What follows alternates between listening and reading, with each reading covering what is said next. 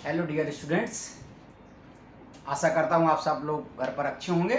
आज फिर से चैप्टर 4 सब्जेक्ट हिस्ट्री, विचारक, विश्वास, इमारतें, इसके अंतर्गत पहले लेक्चर में आपने जैन धर्म के विषय में पढ़ा था। आज लेक्चर सेकंड, आज हम बच्चों बौद्ध धर्म के विषय में पढ़ेंगे कि बौद्ध धर्म 6वीं शताब्दी ईसा पूर्व में जो नास्तिक संप्रदाय थे या जो धार्मिक क्रांतियां हुई, उनमें जो विभिन्न संप्रदायों का जन्म हुआ भारत में, उनमें दो सबसे महत्वपूर्ण संप्रदाय उभर कर आए। पहला जैन धर्म, उसके विषय में आप पढ़ चुके हैं। जो बच्चे अगर आज पहली बार जुड़े हैं तो आप जाकर हमारे डिस्क्रिप्शन में चैनल के माध्यम से आप उसको देख सकते हैं। दूसरा, आज बौद्ध धर्म के विषय में पढ़ेंगे। अगले में स्तूप वगैरह हम लेकर जो आ रहे हैं, छूटे हुए हैं, उनको लेके आएंगे। छोटे छोटे वीडियो बना रहा हूं आपके लिए और बहुत ही ज्ञानवर्धक वीडियो बना रहा हूं। आशा करता हूं कि आप इसका लाभ उठाएंगे। आइए शुरू करते हैं। ईसा पूर्व 6वीं शताब्दी के नास्तिक संप्रदाय के आचार्यों में महात्मा गौतम बुद्ध का नाम सर्वप्रमुख है। जो 6वीं शताब्दी ईसा पूर्व में भारत में जो धार्मिक क्रांति हुई, उस धार्मिक क्रांति के जो अगुआ हैं, उसमें महात्मा, यह धार्मिक क्रांति के जो करने वाले हैं, उनमें महात्मा बुद्ध का नाम अग्रणी पंक्ति में बच्चों आता है। तो महात्मा बुद्ध कौन थे, उनका जीवन परिचय, उनकी शिक्षाएं और बौद्ध धर्म की देन क्या है, इस विषय में पढ़ेंगे। अगला एक वीडियो में लाऊंगा, उसमें जैन धर्म और बौद्ध धर्म दोनों में जो मतभेद के बाद जो विभिन्न संप्रदायों का उदय हुआ वो लाऊंगा। स्तूप, चैत्य जो है वो लाऊंगा। इसलिए आपका इस अध्याय के छोटे छोटे वीडियो के माध्यम से मैं आपके सामने उपस्थित होता रहूंगा। ईसा पूर्व 6वीं शताब्दी के नास्तिक संप्रदाय के आचार्यों में महात्मा गौतम बुद्ध का नाम सर्वप्रमुख है। उन्होंने जिस धर्म का प्रवर्तन किया वह कालांतर में एक अंतरराष्ट्रीय धर्म बन गया, यानी वो भारत की सीमाओं से बाहर निकल गया और भारत के विभिन्न पड़ोसी देशों सहित दूरस्थ देशों तक वो धर्म बेटे फैल गया। यदि विश्व के ऊपर उनके मरणोत्तर प्रभावों के आधार पर भी उनका मूल्यांकन किया जाए तो वे भारत में जन्म लेने वाले महानतम व्यक्ति थे। ठीक है ना। सबसे पहले उनका प्रारंभिक जीवन बच्चों देखते हैं। आज प्रारंभिक जीवन के विषय में चर्चा करते हैं।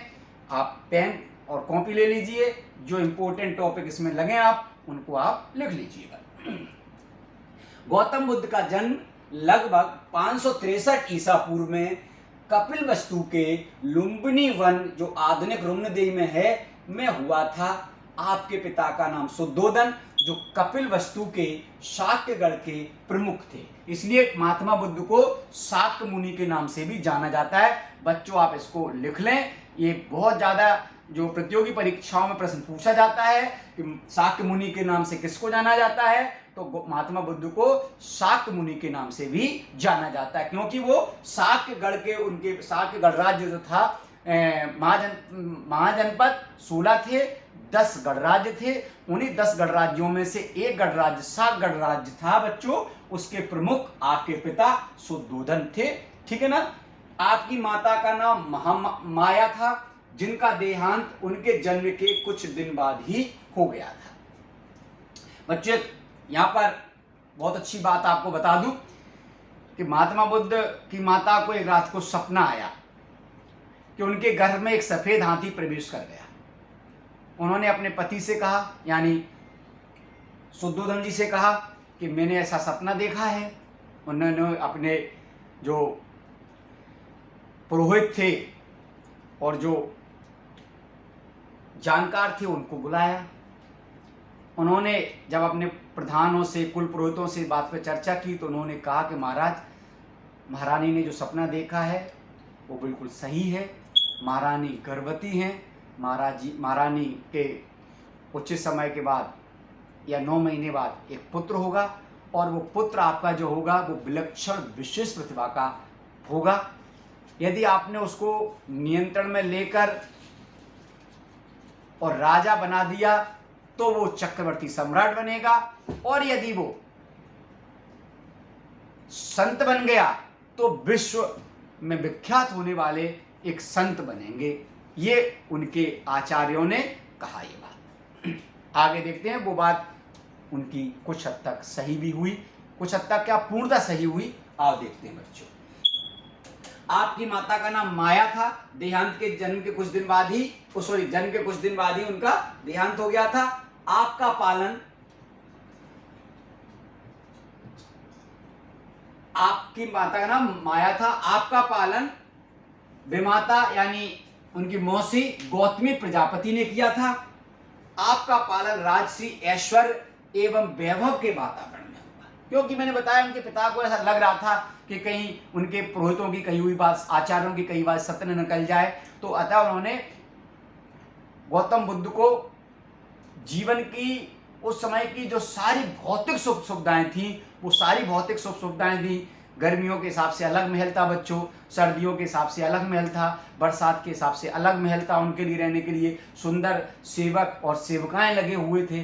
कोई भी उनकी समस्या जीवन में ना आने पाए, ऐसा उनके पिता ने ध्यान रखा था। और साथ में उनको इसका वो आदी बनाना चाहते थे, जिससे वो संन्यास के विषय में सोच ही न सके। आपके बचपन का नाम सिद्धार्थ था, ये भी आपको बच्चों याद करना है कि गौतम बुद्ध के बचपन का नाम क्या था। बचपन का नाम सिद्धार्थ था। आपके चिंतनशील स्वभाव के कारण आपके पिता ने 16 वर्ष की आयु में ही शाक्य कुल की एक रूपवती कन्या से आपका विवाह कर दिया। 16 वर्ष की आयु में आपका विवाह हो गया, क्योंकि आपके चिंतनशील प्रभाव से और आचार्यों द्वारा कही गई बात से उनके पिता शंकित रहते थे, और उनके पिता ने इसीलिए 16 वर्ष की अल्प आयु में ही आपका विवाह कर दिया। आपकी पत्नी का नाम यशोधरा है, जो उस समय की सबसे रूपवान गुणवान महिला थी, और उनसे आपको एक पुत्र भी प्राप्त हुआ जिसका नाम राहुल है। जैन अनुश्रुतियों से बच्चों एक जानकारी मिलती है कि जब महात्मा बुद्ध बैठे हुए थे, उनकी दासी दौड़ती हुई आई और बोली, महाराज आपको पुत्र हुआ है। तो महात्मा बुद्ध के मुंह से निकल गया कि राहुल हुआ है। राहुल मतलब होता है बंधन, और वो इससे भी अधिक खुश नहीं हुए, और ये चीज भी उनको और अधिक ज्यादा घर में रोकने में सक्षम नहीं हो पाई।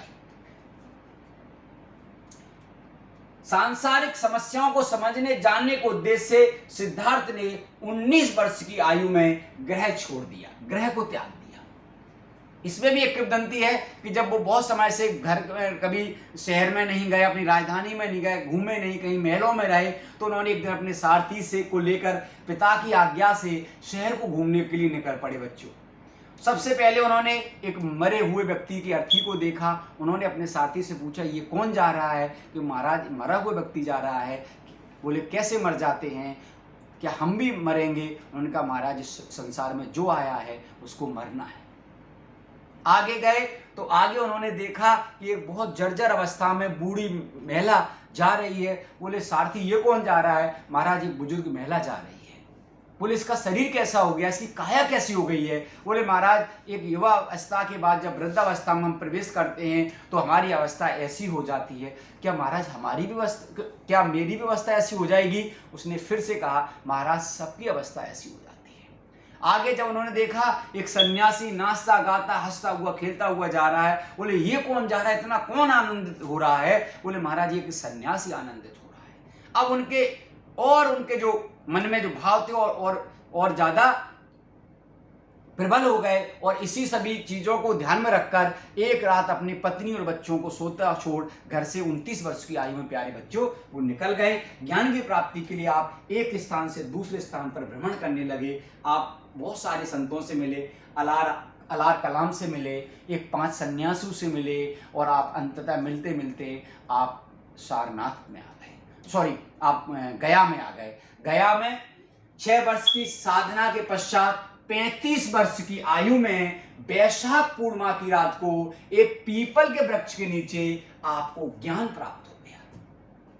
इसको बौद्ध धर्म में निर्वाण कहा जाता है प्यारे बच्चों। निर्वाण प्राप्त हुआ आपको। बच्चों यहां मैंने लिखा वैशाख पूर्णिमा। एक बात यहां और बताता चलूं, पूर्णिमा का महात्मा बुद्ध के जीवन में बहुत अधिक महत्व है। आपका जन्म भी पूर्णिमा के दिन हुआ, आपको ज्ञान भी पूर्णिमा के दिन हुआ, और आपका देह अवसान भी आपने इस लोक को भी पूर्णिमा के ही दिन छोड़ा। अब उन्होंने अब उन्होंने दुख के कारणों का पता लगा लिया। कब? जब उनको निर्वाण प्राप्त हो गया, तब उन्होंने क्या कर लिया, उनको दुख का क्या कारण है ये पता लग गया। इस समय से वे बुद्ध के नाम से विख्यात हो गए। अब उनको बुद्ध कहा जाने लगा। अब उनको शाक्य मुनि मैंने बता ही दिया था, तथागत भी महात्मा बुद्ध को कहा जाता है। जैसा कहा वैसा किया।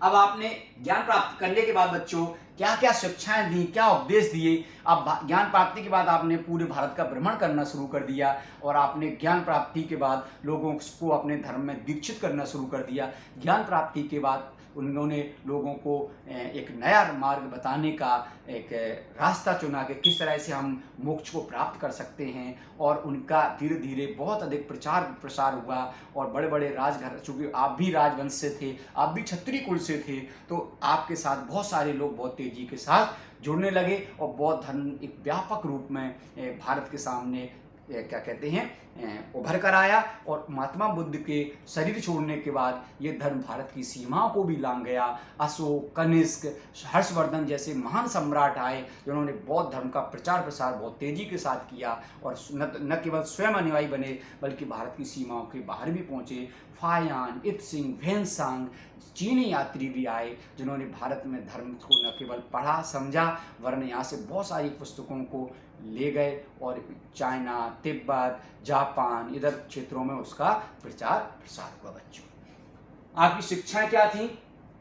ज्ञान प्राप्ति के पश्चात गौतम बुद्ध ने अपने मत को प्रचार का निश्चय किया। सर्वप्रथम आप सारनाथ आए जो गया के पास है। सारनाथ में आपने वो जो 5 ब्राह्मण मैंने कहा जो मिले थे उन 5 ब्राह्मणों को प्रथम उपदेश दिया। इस घटना को बौद्ध धर्म में धर्म चक्र प्रवर्तन कहा गया। संबोधि में गौतम बुद्ध को प्रतीत समुत्पाद के सिद्धांत का बोध हुआ। क्या मिला उनको? प्रश्न आ जाता है संबोधि में क्या हुआ? प्रतीत समुत्पाद का सिद्धांत का उनको ज्ञान हुआ। इस सिद्धांत का अर्थ है संसार की सभी वस्तुएं किसी न किसी कारण से उत्पन्न हुई हैं और इस प्रकार वे इस पर निर्भर हैं। इस कारण के सिद्धांत को उन्होंने संपूर्ण जगत पर लागू किया। सर्वप्रथम 4 आर्य सत्यों का उन्होंने बच्चों उपदेश दिया। ये 4 आर्य सत्य कौन कौन से हैं? आओ आप देखो, इनको नोट भी करते जाना, अक्सर परीक्षाओं में पूछे ही जाते हैं। सबसे पहले दुख। वो कह रहे हैं महात्मा बुद्ध सर्वत्र दुख ही दुख है। दुख समुदाय, प्रत्येक वस्तु का कोई ना कोई कारण होता है, अतः दुख का भी कोई ना कोई कारण है। दुख निरोध। अब दुख को हम कारण, हमें दुख का भी पता लग गया, दुख समुदाय का पता लग गया, तो इस दुख को रोकें कैसे? तो दुख का अंत संभव है, दुख को रोकना संभव है यदि दुख का मूल कारण अविद्या का विनाश कर दिया जाए तो दुख का नष्ट हो जाना भी संभव है। और दुख निरोध गामिनी प्रतिपदा, ये चौथा बच्चों दुख निरोध गामिनी प्रतिपदा में दुख के मूल कारण अविद्या का विनाश का उपाय अष्टांगिक मार्ग को बताया है, जो आप यहाँ पर नोट कर लेना। सम्यक दृष्टि, सम्यक संकल्प, सम्यक वाक, सम्यक कर्मांत, सम्यक आजीव, सम्यक व्यायाम, सम्यक स्मृति और सम्यक समाधि। ये महात्मा बुद्ध ने 8 अष्टांगिक मार्ग बताए हैं 4 सिद्धांतों के अलावा। बुद्ध अतिवाद से बचने की सलाह देते हैं। महात्मा बुद्ध का जो धर्म का मूल सार है प्यारे बच्चों, महात्मा बुद्ध ने मध्यम मार्ग प्रतिपदा का मार्ग अपनाया है। जैन धर्म काया कलेश पर जोर देता है, जैन धर्म अहिंसा पर जोर देता है, लेकिन महात्मा बुद्ध ने कहा हमें सभी प्रकार के अतिवाद से बचना चाहिए। न तो हमें अधिक कायिक कलेश करना चाहिए, ना ही हमें अधिक सुख सुविधाओं का भोग करना चाहिए। हमें एक सामान्य और बीच के मार्ग पर चलना चाहिए। यह महात्मा बुद्ध के उपदेश का मूल सार है प्यारे बच्चों। ब्राह्मण ग्रंथों द्वारा प्रतिपादित वेदों की अपौरुषेयता, यानी बौद्ध, ब्राह्मण धर्म, सनातन धर्म, हिंदू धर्म कहते हैं कि जो वेद हैं वो ईश्वर द्वारा रचे गए हैं। भगवान बुद्ध ने इसको चुनौती दी और उन्होंने कहा वेद अपौरुषेय नहीं है। आत्मा की अमरता के सिद्धांत को भी उन्होंने स्वीकार नहीं किया। महात्मा बुद्ध ने कहा आत्मा अमर नहीं है तो क्या है, परंतु वे आत्मा के अस्तित्व को स्वीकार करते हैं। यह बहुत इंपॉर्टेंट बात है बच्चों, इसको नोट कर लेना। बौद्ध धर्म में महात्मा बुद्ध ने आत्मा की अमरता के सिद्धांत को स्वीकार नहीं किया, लेकिन आत्मा को वो स्वीकार करते हैं और इसीलिए वो पुनर्जन्म में भी विश्वास करते हैं। महात्मा बुद्ध ने पुनर्जन्म कई बार लिया। बुद्ध बनने से पहले आप कई बार जन्म लिया और इस प्रकार की जो कथाएं हैं बच्चों, वो जातक ग्रंथों में मिलती हैं। बुद्ध की कथाएं जन्म से पहले की, कछुआ बने, भगवान बुद्ध ने बहुत सारे जन्म लिए और ये सारे जन्म की कथाएं जातक कथा एक ग्रंथ है उसमें लिखी गई है। अब इसके अलावा भगवान बुद्ध ने और क्या किया बच्चों, उन्होंने यज्ञ कर्मकांडी तथा पशु बलि जैसी कुप्रथाओं का जमकर विरोध किया। जो 6ठी शताब्दी ईसा पूर्व में कुप्रथाएं चल रही थी, उन प्रथा का भगवान बुद्ध द्वारा विरोध किया गया। जैसा कि मैंने आपको उस समय जब क्रांति पढ़ा रहा था तब मैंने कहा था कि 6ठी शताब्दी ईसा पूर्व जो धार्मिक क्रांति हुई वो उस समय के आडंबरों कर्मकांडों को लेकर ही हुई थी और उसमें बड़े जो आडंबर थे वो एक यज्ञ था और यज्ञ में दी जाने वाली पशु बलि थी। हालांकि पशु बलि की निंदा ब्राह्मण साहित्य भी कर रहे थे। मैंने आप लोग को बताया था, मुंडक उपनिषद भी कह रहा था कि यज्ञ की सवारी करना टूटी नौका की सवारी के करने के बराबर है बच्चों। वे मनुष्य जाति की समानता के अनन्य पोषक थे। उस समय जो छुआछूत का चलन बढ़ रहा था उसका भी भगवान बुद्ध द्वारा जमकर विरोध किया गया बच्चों। और उन्होंने कहा कि व्यक्ति जन्म से महान नहीं होता, व्यक्ति किसी कुल वंश में जन्म लेने से महान नहीं होता, व्यक्ति अपने कर्मों से महान होता है। ये भगवान बुद्ध ने अपने धर्म में लोगों को सिखाया। उनका कहना था मनुष्य में भेद जन्म के आधार पर नहीं अपितु गुण बुद्धि कर्म के आधार पर होता है। अतः उन्होंने ब्राह्मणों के जन्मना श्रेष्ठता के दावे को नकार दिया या खंडन किया। उन्होंने निर्वाण बौद्ध धर्म का परम लक्ष्य है। कोई भी धर्म बच्चों उसका परम लक्ष्य मोक्ष है। अब मोक्ष को निर्वाण कह लो, मोक्ष कह लो, इसका मतलब होता है बौद्ध धर्म के अनुसार निर्वाण का यानी दीपक का बुझ जाना, यानी जन्म और मरण के चक्र से मुक्ति मिल जाना। साहित्यों में लिखा है जिस प्रकार से नदी का अंतिम लक्ष्य समुद्र से मिलना है, उसे ही आत्मा का अंतिम लक्ष्य परमात्मा से मिलना है। और वो परमात्मा से कब मिलती है, जब हमारे सत्कर्म होते हैं और वो ही हम मोक्ष कहते हैं। शास्त्रों में कहा गया है कि हम विभिन्न जन्मों के माध्यम से इस ब्रह्मांड में चक्कर लगाते रहते हैं। हम विभिन्न जीवों के रूप में चक्कर लगाते रहते हैं। जब हम अच्छा कर्म कर लेते हैं तो फिर हम जन्म और मरण की मुक्ति से हमको मुक्ति मिल जाती है। बौद्ध धर्म में इसके अलावा इसमें जो मैंने कहा आपसे लिखा है कि निर्वाण बौद्ध धर्म का परम लक्ष्य है, जिसका अर्थ दीपक का बुझ जाना अर्थात जन्म चरण के मुक्ति से जन्म मरण चक्र से मुक्त हो जाना। बौद्ध धर्म में त्रिरत्नों की भी व्यवस्था है। यह त्रिरत्न है, वो है बुद्ध संघ धम्म। बच्चों इंपॉर्टेंट है, आप याद कर लेना। हमने आपको जैन धर्म में भी त्रिरत्न बताए थे, बौद्ध धर्म में भी त्रिरत्न हैं, बुद्ध संघ धम्म, ये त्रिरत्न हैं। और 483 ईसा पूर्व में महात्मा बुद्ध का देहावसान हो गया। 80 वर्ष की आयु में आपका जो देहावसान हुआ वो स्थान है कुशीनारा। ये भी आधुनिक बिहार में ही पड़ता है बच्चों। इस घटना को बौद्ध धर्म में महापरिनिर्वाण कहा जाता है। निर्वाण यानी महात्मा बुद्ध को जब ज्ञान प्राप्त हुआ और महापरिनिर्वाण जब महात्मा बुद्ध ने जीवा अपनी देह को त्याग दिया बच्चों। अब बौद्ध धर्म की क्या देन है, इसको भी अपन पढ़ लेते हैं। इसके बाद जब अगला वीडियो लेके आएंगे तब हम बौद्ध धर्म जैन धर्म में समानता, बौद्ध धर्म जैन धर्म में असमानता, बौद्ध धर्म जैन धर्म में जो संप्रदाय का उदय हुआ, भेद हुए, उनके बारे में भी बच्चों अगला वीडियो लेके आऊंगा। तब तक पढ़ते हैं जैन धर्म बौद्ध धर्म की देन क्या क्या है। भारतीय संस्कृति के विभिन्न पक्षों के निर्माण एवं विकास में बौद्ध धर्म का योगदान अत्यंत महत्वपूर्ण रहा है। बौद्ध धर्म ने लोगों को एक सरल तथा आडंबरहीन धर्म प्रदान किया, जिसमें पुरोहित की, यज्ञ की, छुआछूत की कोई भी जगह नहीं थी। प्यारे बच्चों, बौद्ध धर्म के उपदेश तथा सिद्धांत पाली भाषा में लिखे गए, ये आपको याद करना है। जैन धर्म के उपदेश किस में लिखे गए थे? प्राकृत भाषा में लिखे गए थे। बौद्ध धर्म के उपदेश पाली भाषा में लिखे गए। ये दोनों उस समय की आम बोलचाल की भाषा थी। इसलिए इन दोनों महान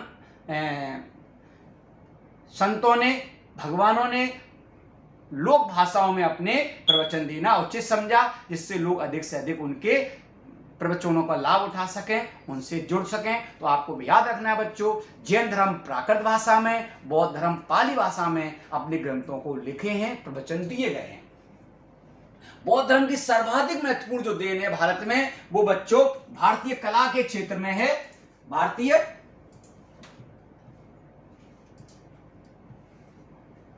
कला के क्षेत्र में है सबसे अधिक देन बच्चों। क्या क्या है उसमें? इसमें जो कला क्षेत्र में उन्होंने क्या का निर्माण किया? अनेक स्तूपों का निर्माण किया, विहार, चैत्रगृह, गुहाएं, मूर्तियां निर्मित की। इनके विषय में मैं बहुत जल्दी आपके लिए एक नया वीडियो लाऊंगा, क्योंकि आपके सिलेबस में भी है कि चैत्य क्या है, स्तूप क्या है। स्तूप महात्मा बुद्ध स्तूप 4 प्रकार के होते हैं, जिसमें एक स्तूप था जिसमें सभी जो बुद्ध सहित अन्य जो महान लोग जब शरीर को त्याग देते थे, उनकी जो अस्थियां और जो रखी जाती थी वो उसके नीचे गाड़ दिया जाता था, उसके ऊपर स्तूप बना दिया जाता था, जैसे सांची का स्तूप, भरूच का स्तूप, अमरावती का स्तूप। चैत्य जहाँ पर वो पूजा अर्चना करते थे, गुहाएं जहाँ पर वो निवास करते थे। भगवान बुद्ध की बहुत सारी प्रतिमाएं प्यारे बच्चों है मिला है।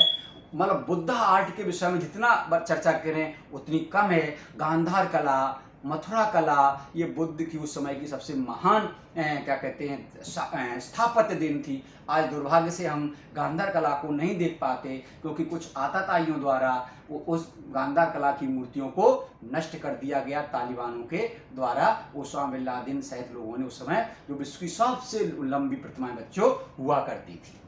विश्व के देशों में करुणा, अहिंसा, प्राणी मात्र पर दया आदि संदेश जो भारतवर्ष से बाहर भी गौतम बुद्ध द्वारा पहुंचाए गए। जो करुणा, दया है ना, सभी के प्रति दया दिखाना, ये जो सारे संदेश हैं ये बच्चों विश्व स्तर पर हमारे बौद्ध धर्म की देन है। जब अशोक के बारे में आप पढ़े हैं या पढ़ेंगे तो अशोक ने न केवल मनुष्यों पर बल्कि समस्त प्राणी जाति पर दया भाव रखने की बात कही है। उसने कहा है, आपस नवे बहु कथाने दया दाने सचे सोचे साधवे माधवे चा।